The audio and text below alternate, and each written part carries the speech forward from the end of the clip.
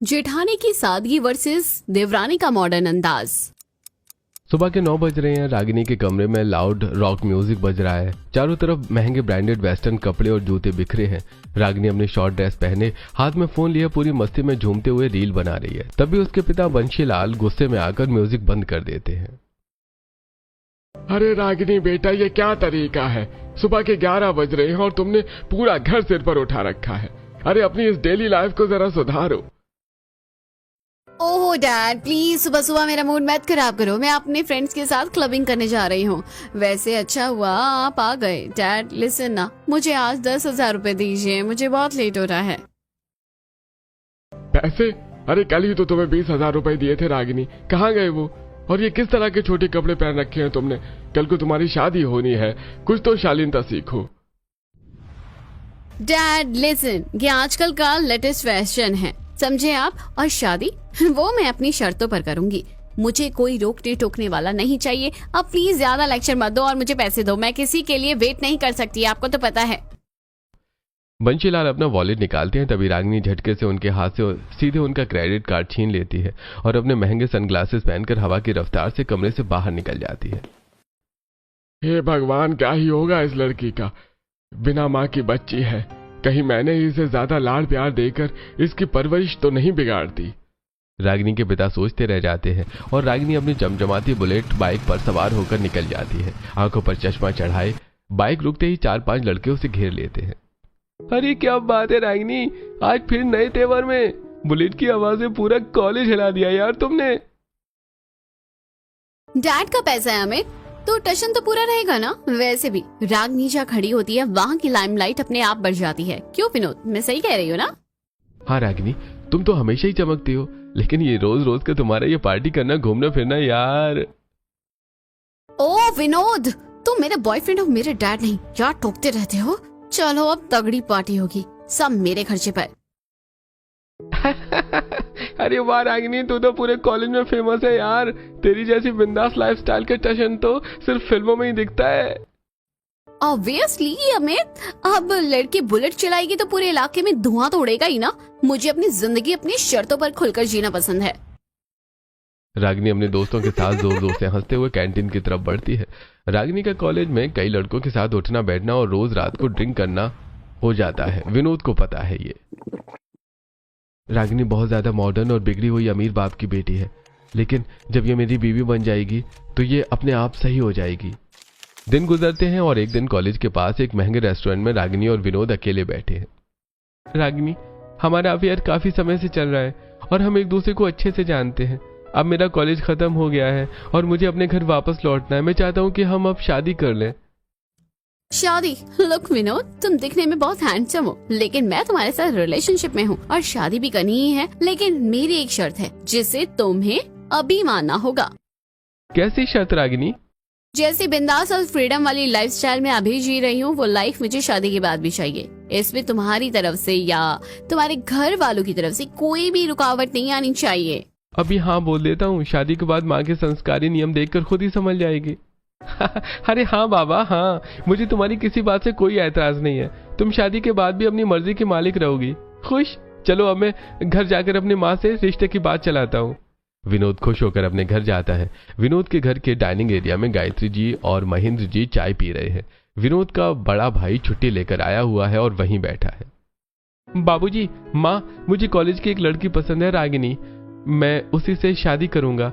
वो आगरा के बहुत बड़े बिजनेसमैन बंशीलाल जी की इकलौती बेटी है। अरे इतनी बड़ी बात तूने पहले क्यों नहीं बताई? पर बेटा, वो इतने बड़े अमीर घर की लड़की है, क्या हमारे सीधे साधे और पारंपरिक परिवार में ढल पाएगी? माँ फिक्र मत करो, वो देखने में बहुत सुंदर है और दिल की बहुत अच्छी है। अमीर घर की है तो क्या हुआ, शादी के बाद वो सब सीख जाएगी। मैं सिर्फ उसी से शादी करूंगा, नहीं तो किसी से नहीं। बंशीलाल जी को तो मैं जानता हूँ, बहुत भले और रईस आदमी है, पर मोहन बेटा तुम बड़े हो, तुम्हारी शादी अभी तक नहीं हुई है क्योंकि तुम बाहर काम में उलझे रही। ऐसे में छोटे की पहले शादी करना समाज में कैसा लगेगा? बाबूजी, आप इस बात की चिंता बिल्कुल मत कीजिए। अभी मेरे पास शादी से कहीं ज्यादा इंपॉर्टेंट काम है। अगर विनोद को कोई पसंद है तो आप लोग आगे बात बढ़ाइए, कम से कम घर में एक बहू तो आ जाएगी। पर बेटा समाज वाले क्या बोलेंगे, बड़ा कुंवारा बैठा और छोटे की बारात पहले जा रही है, अच्छा नहीं लगता ना। माँ, समाज क्या बोलेंगे, दोनों बहुओं को एक न एक दिन इसी घर में आना ही है। बड़ी या छोटी पहले आ जाएगी, बाद में आएगी, लेकिन आना तो दोनों का ही है। आप लोग विनोद की खुशी देखिए, समाज की परवाह छोड़िए। गायत्री जी और महेंद्र जी मान जाते हैं। महीने भर बाद रागिनी और विनोद की शादी धूमधाम से हो जाती है। रागिनी अपने ससुराल में कदम रखती है। शुरुआत के 1-2 दिन रागिनी अपनी सास गायत्री जी के डर से और विनोद के कहने पर सिर पर पल्लू रखकर बहुत ही सीधी और संस्कारी बहू बनने का नाटक करती है और तेज लाउड म्यूजिक बजाकर नाचने लगती है। तभी विनोद कमरे में आता है और म्यूजिक बंद कर देता है। रागिनी, ये क्या कर रही हो तुम? नीचे माँ और बाबूजी बैठे हैं और तुम कमरे में इतने छोटे कपड़े पहनकर इतना लाउड म्यूजिक बजा रही हो, कोई सुन लेगा तो क्या सोचेगा? ओहो विनोद, शादी के 2 दिन नहीं हुए हैं और तुमने टोकना शुरू कर दिया। मैंने शादी से पहले ही साफ कह दिया था कि मुझे अपनी लाइफ में कोई रुकावट नहीं चाहिए। स्टार्टिंग में तुम्हें बड़ा मजा आ रहा था मेरी इन सब हरकतों में, अब क्या हो गया? अरे तब बात अलग थी रागिनी, तब हम कॉलेज में थे। अब ये मेरा परिवार है, थोड़ा तो कॉम्प्रोमाइज करो। नीचे चलो, मैं माँ बुला रही है। मैं किसी के बुलाने पर नहीं आने वाली, समझे? मुझे भूख लगेगी, मैं खुद आ जाऊंगी। मुझे बार बार इरिटेट मत किया करो। कुछ दिन बीत जाते हैं। घर के लिविंग रूम में गायत्री जी और महेंद्र जी के साथ गांव के कुछ बड़े बुजुर्ग और मेहमान बैठे हैं। रागिनी कमरे से बाहर आती है, लेकिन उसने एक वेस्टर्न 1 पीस मॉडर्न ड्रेस पहनी हुई है। उसे इस लिबास में देखकर मेहमान आपस में कानाफूसी करने लगते हैं। बहू, कमरे में जाकर साड़ी पहनाओ बेटा। देखो घर में मेहमान आए हैं, इनके पैर छूकर आशीर्वाद लो। माँ जी, मैं तपती गर्मी में वो भारी भरकम साड़ियाँ नहीं पहन सकती और मुझे इन सब दकियानूसी रस्मों में कोई इंटरेस्ट नहीं है। आप लोग चाय नाश्ता कीजिए, मुझे बाहर जाना है। रागिनी, बड़ों से बात करने की तमीज भूल गई हो क्या? ये तुम्हारा मायका नहीं ससुराल है। बाबूजी, मायका हो या ससुराल, रागिनी अपने हिसाब से ही रहती है। तभी विनोद वहां आता है। रागिनी उसे देखकर चिल्लाने लगती है। और तुम विनोद, खड़े खड़े मेरा मुंह क्या देख रहे हो? शादी से पहले मैंने तुमसे साफ कहा था ना कि मैं जैसी हूँ वैसी ही रहूंगी। तुमने फिर भी मुझसे शादी के लिए हाँ क्यों की? अपने इन बाबूजी से कहो कि मुझे लेक्चर देना बंद करे। रागिनी सबके सामने विनोद को बुरी तरह डांटकर और पैर पटककर वहां से निकल जाती है। घर में रागिनी की इस बदतमीजी से सब परेशान रहने लगते हैं। इसी बीच रागिनी के पास ढेर सारे महंगे ब्रांडेड कपड़े, कॉस्मेटिक्स और मॉडर्न सामान देखकर 20 की नंद नेहा उसकी तरफ आकर्षित होने लगती है। और एक दिन, वाह रागिनी भाभी, आपकी ये वेस्टर्न ड्रेस कितनी कूल है। क्या मैं आपकी ये लिपस्टिक और ये टॉप एक बार पहनने के लिए ले लूं? मुझे अपनी फ्रेंड की बर्थडे पार्टी में जाना है। हाँ हाँ नेहा, ले लो। वैसे भी इस घर में मेरे स्टैंडर्ड का तो कोई है ही नहीं, तुम कम से कम थोड़ी मॉडर्न तो बनो। एक तरफ जहां ससुराल में रागिनी की बदतमीजी से सब परेशान थे, उसकी नंद नेहा रागिनी के इस मॉडर्न अंदाज और महंगे सामानों की चकाचौंध में आ जाती है। तभी दोपहर में विनोद और मोहन की बुआ जी शकुंतला जी गांव से आती हैं। उसने शॉर्ट्स और क्रॉप टॉप पहन रखा है और वो फोन पर किसी सहेली से ऊंची आवाज में बात कर रही है। ओहो स्वीटी, मैं कह रही हूँ ना, मुझे उस बोरिंग पार्टी में नहीं आना है। Why don't you understand? अरे गायत्री, महेंद्र भाई साहब, ये कौन है और ये किस तरह के छोटे कपड़े पहनकर बड़ों के सामने ऐसे चिल्ला रही है? सिर पर पल्लू तो दूर, बड़ों को देखकर रुकना भी जरूरी नहीं समझा इसने। क्या कहें जीजी, ये विनोद की बहू है रागिनी, बड़े घर की लड़की है। इसके तौर तरीके ऐसे ही है, हमारे तो लाख समझाने पर भी ये पलटकर जवाब देती है। ये बहू है या आफत? गायत्री, तुमने घर में बहू लाई हो या सिरदर्द? बड़ों की कोई इज्जत ही नहीं है इसे। खैर, जो हुआ सो हुआ। अब तुम लोग एक काम करो, पहले बड़े बेटे मोहन की शादी करवाओ। घर में जब बड़ी बहू आएगी तो वो समझदारी से इस घर को संभालेगी। नहीं नहीं जीजी, अब तो हमारा शादी नाम से ही भरोसा उठ गया है। एक बहू को देखकर ही हमारा दिल ऐसा डर गया है कि पूछो मत। अगर मोहन के लिए भी कोई ऐसी ही मॉडर्न और बदतमीज लड़की आ गई तब तो ये घर पूरी तरह से बर्बाद हो जाएगा। हम दूसरी बहू लाने की हिम्मत नहीं कर पा रहे हैं। भाई साहब, आप बिल्कुल फिक्र मत कीजिए। मेरी नजर में एक लड़की है जो मेरी खुद की परखी हुई है, सुंदर है, बहुत पढ़ी लिखी है। आप लोग कहो तो मैं वहाँ बात चलाऊं। अगर जीजी आपकी परखी हुई है तो फिर हमें कोई शक नहीं है। आप बात को आगे बढ़ाइए, हम मोहन से भी बात करते हैं। इतवार की छुट्टी में मोहन घर लौटता है तो महेंद्र जी और गायत्री जी उसे मानवी की तस्वीर दिखाते हैं। मोहन बेटा, ये मानवी है, गांव की लड़की है, संस्कारी है। हमें लगता है ये तुम्हारे लिए बिल्कुल सही जीवन साथी बनेगी। बुआ जी, बाबूजी, अगर आप सबको लगता है कि यह हमारे परिवार के लिए सही है तो मेरी तरफ से शादी के लिए हाँ है। चलो भगवान का शुक्र है, मोहन बेटा मान गया। जीजी आप तुरंत गांव में फोन लगाइए और शगुन की बात पक्की कीजिए। एक तरफ मोहन के रिश्ते की बात चल रही थी, वहीं दूसरी तरफ एक अलग कहानी शुरू हो रही थी। सुबह के ठीक 4 बजे सुंदरपुर गांव के मानवी सूती साड़ी पहने आंगन में झाड़ू लगाती है और फिर तुलसी माँ के आगे हाथ जोड़ती है। हे छठी मैया, पूरे संसार पर आप अपनी कृपा बनाए रखना, हमारे माता पिता को हमेशा सुख और स्वस्थ रखना। अरे मानवी बिटिया, सुबह सुबह इतनी जल्दी उठकर पूरे घर का काम अकेले ही समेट लेती हो। अरे थोड़ा आराम भी कर लिया करो। प्रणाम बाबूजी, आप बैठिए, मैं चाय लेकर आती हूँ। हमारी मानवी तो सच में साक्षात अन्नपूर्णा है। बिहार यूनिवर्सिटी से पोस्ट ग्रेजुएट में गोल्ड मेडल लाई है, लेकिन अपनी पढ़ाई का रत्ती भर घमंड नहीं है। चूल्हा चौका से लेकर सिलाई कढ़ाई तक सब काम में नंबर 1 है। अरे माँ, पढ़ाई लिखाई तो हमें समझदार बनाने के लिए होती है, घमंड करने के लिए थोड़ी ना।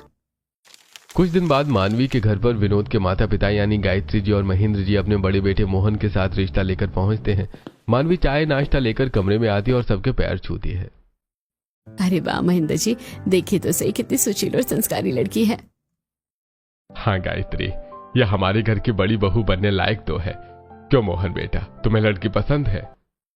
बाबूजी, माँ, जैसा आपको सही लगे, आपकी हाँ में ही मेरी हाँ है। कुछ ही दिनों बाद सुंदरपुर गांव से बड़े ही सादगी और पारंपरिक रीति रिवाजों के साथ मोहन और मानवी की शादी संपन्न हो जाती है। मानवी लाल रंग की सूती बनारसी साड़ी में सिर पर गहरा पल्लू लिए शर्माते हुए ससुराल की चौखट पर कदम रखती है। गायत्री जी आरती की थाली लेकर खड़ी हैं। आओ बहू, अंदर आओ। तुम्हारे कदम इस घर में पड़ते ही ऐसा लग रहा है जैसे हमारे घर की खोई हुई रौनक और सुख शांति वापस आ गई हो। प्रणाम माँ जी, प्रणाम बाबूजी। खुश रहो बेटिया, अखंड सौभाग्यवती भव। सचमुच शकुंतला जीजी ने हमारे घर के लिए ही हीरा ढूंढा है। मोहन, तुम सच में बहुत भाग्यशाली हो।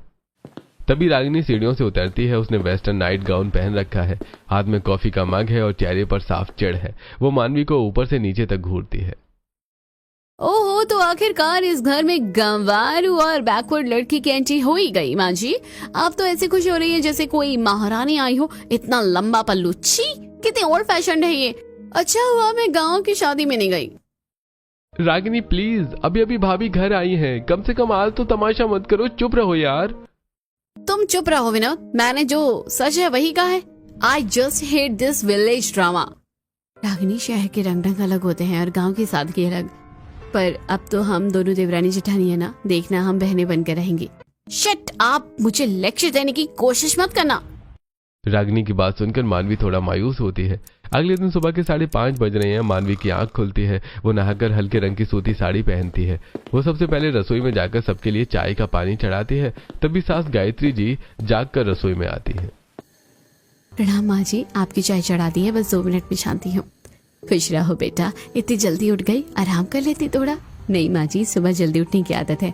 आप बैठी, मैं बाबूजी और आपके लिए चाय कमरे में लाती हूँ। मानवी चाय की ट्रे लेकर गायत्री जी के पीछे चलती जाती है। इधर सुबह के 9 बज चुके हैं। सूरज की तेज धूप रागिनी के कमरे की खिड़की से अंदर आ रही है। रागिनी बेड पर करवटें बदल रही है। तभी विनोद अलार्म बंद करते हुए उसे जगाता है।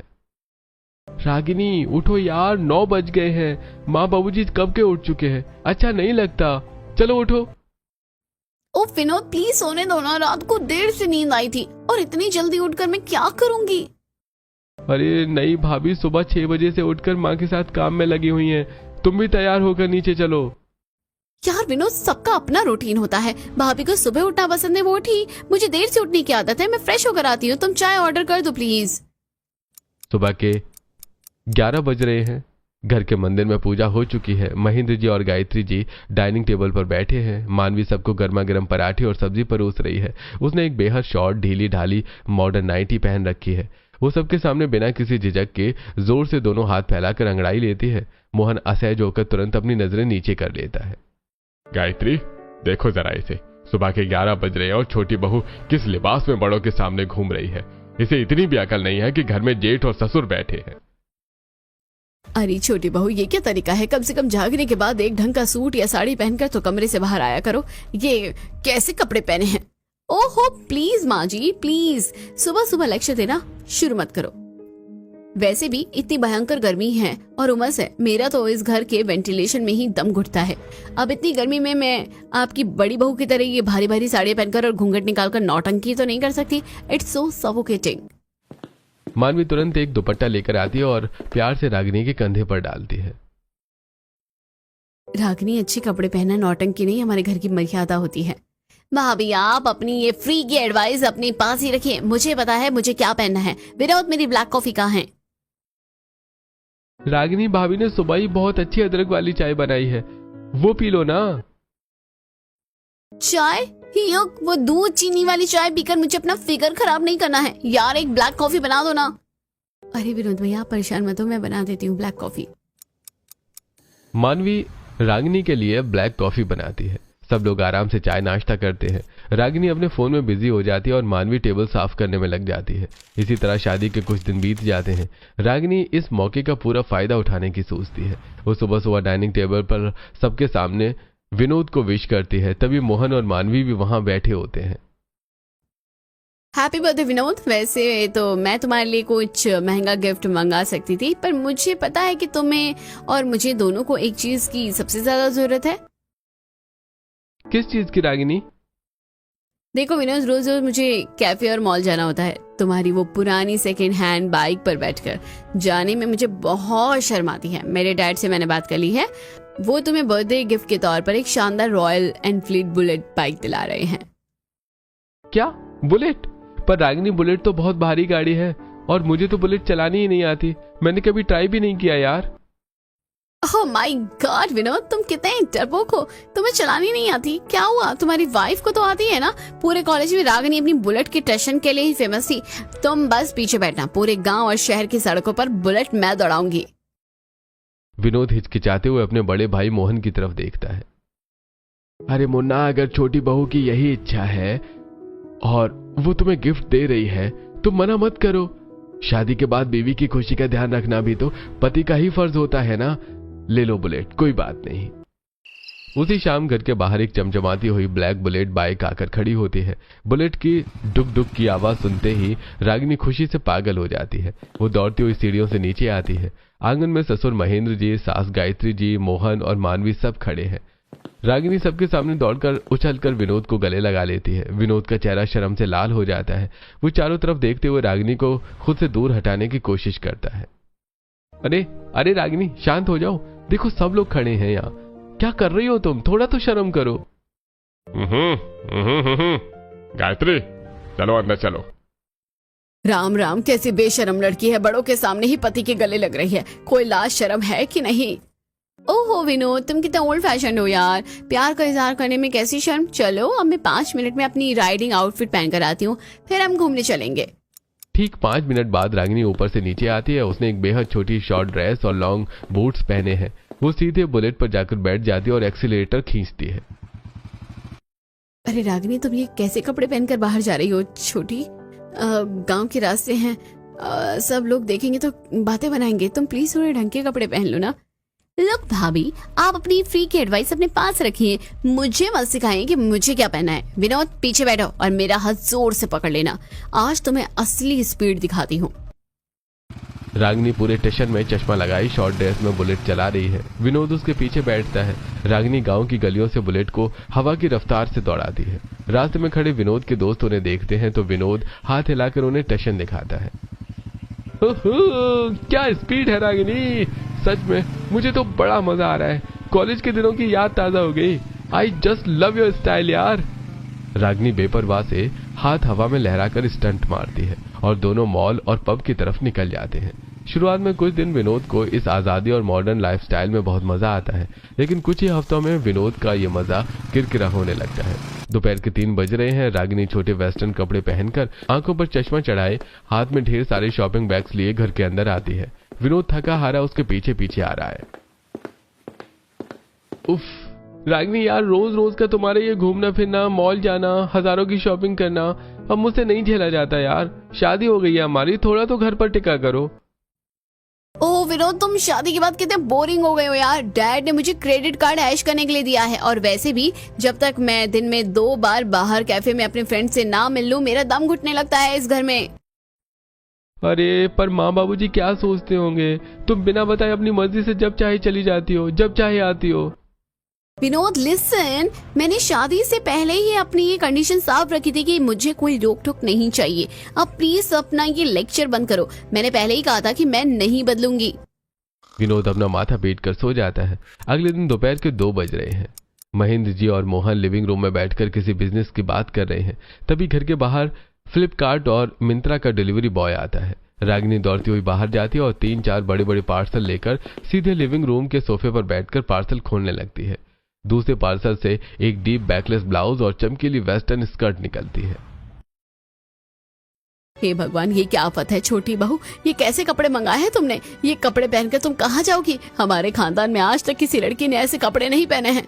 माँ जी, ये मिंत्रा का लेटेस्ट समर कलेक्शन है। आजकल की हर मॉडर्न लड़की यही पहनती है। वैसे भी डैड के पैसे हैं, मैं जो चाहूँ वो मंगाऊं। रागिनी, कपड़े अपनी पसंद के पहनो, पर जगह भी देखनी चाहिए। ये गांव है, यहाँ लोग बातें बनाएंगे। लोग भाभी, आप दिन भर चूल्हा चौका और गोबर उठाने वाली नौकरानी की तरह रहना चाहती हो तो रहिए, पर मुझ पर अपनी ये पिछड़ी हुई दकियानुसी सोच थोपने की कोशिश मत कीजिए। I just hate this village mentality. I just hate this village mentality. Ragini मुंह बनाकर कमरे में चली जाती है। शाम के समय रागिनी के कमरे का दरवाजा खुला है। कमरे में चारों तरफ महंगे परफ्यूम, आईफोन, आईपैड और ब्रांडेड मेकअप किट्स बिखरी पड़ी हैं। नेहा खिड़की से चुपके से रागिनी के कमरे की चकाचौंध देख रही होती है। अरे नेहा, बाहर क्यों खड़ी हो? अंदर आ जाओ। भाभी, वो आपकी ये चीजें बहुत सुंदर हैं। ये लिपस्टिक का शेड तो मैंने सिर्फ फिल्मों में देखा है। अरे ये मैक की लिपस्टिक है, पूरे 5000 की है। ये लो, तुम भी ट्राई करो। और सुनो, ये वाला क्रॉप टॉप देखो, कितना कूल है ना। तुम इसे पहनकर कॉलेज जाओ, सब देखते रह जाएंगे। सच में भाभी, ये बहुत सुंदर है। पर माँ, अरे छोड़ो उनको और उनकी सोच को, तुम मेरे साथ रहो। मैं तुम्हें एकदम मॉडर्न और शहर की स्टाइलिश लड़की बना दूंगी। नेहा शुरुआत में रागिनी की इस अमीरी और कपड़ों के लालच में पूरी तरह आ जाती है। उसे लगता है कि उसकी मॉडर्न भाभी रागिनी ही सबसे बेस्ट है और बड़ी भाभी मानवी तो ओल्ड फैशन है। शाम के 7 बज रहे हैं। मानवी रसोई में पूरे परिवार के साथ सादा और पौष्टिक खाना बना रही है। तभी दरवाजे पर जोमेटो का डिलीवरी बॉय आता है और रागिनी के लिए बर्गर, पिज्जा और फ्रेंच फ्राइज का पैकेट थमा देता है। रागिनी डाइनिंग टेबल पर वो पैकेट खोलकर बैठ जाती है। बहू, जब बड़ी बहू ने घर में इतना अच्छा गर्मा गर्म खाना बनाया है तो तुम बाहर का ये गंद कबाड़ क्यों मंगा कर खा रही हो? माँ जी, गंद कबाड़ नहीं, ये मैकडोनाल्ड का बर्गर है। मुझसे आपकी ये उबलती हुई दाल और सूखी रोटियां नहीं खाई जाती हैं। मेरा टेस्ट बहुत हाई है। इसी बीच पड़ोस की 2-3 औरतें मानवी से मिलने आती हैं। मानवी आंगन में बैठकर बहुत ही साफ सफाई से अपने हाथ से दबाकर अचार का मसाला तैयार कर रही है।